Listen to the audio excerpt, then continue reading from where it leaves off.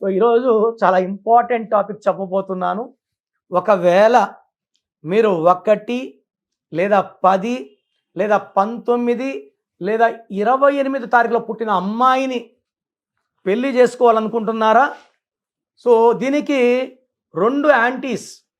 మీరు 6, 15, 24లో పుట్టిన, 8, 17, 26న పుట్టిన మ్యారేజ్ చేసుకోవడానికి లేదు.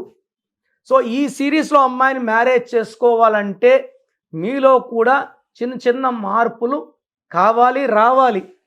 ఈ 1 సిరీస్లో పుట్టిన అమ్మాయికి ధైర్యం ఎక్కువ, దే ఆర్ ఇండిపెండెంట్.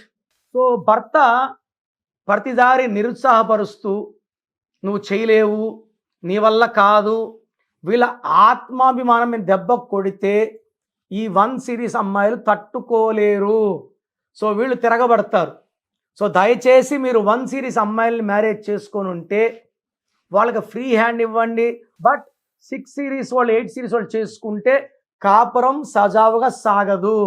సో నేను చెప్పిన వాళ్ళని జాగ్రత్తగా, వద్దన్న వాళ్ళు మ్యారేజ్ చేసుకోకండి. సో మీకు మ్యారేజ్ పొందాలంటే నాకు పెట్టండి, చేసుకోవాలా వద్దా చెప్తాను.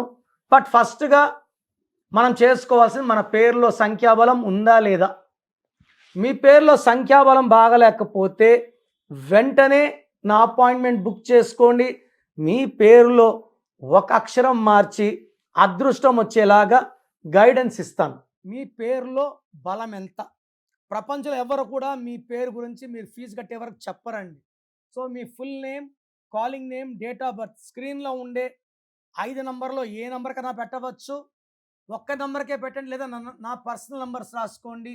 9955119798. Second number 9966000317. 24 అవర్స్ లోపల అందరికి రిప్లై ఇస్తాను. మీ పేరు బాగుంటే మీరు లక్కీ అని రిప్లై ఇస్తాను.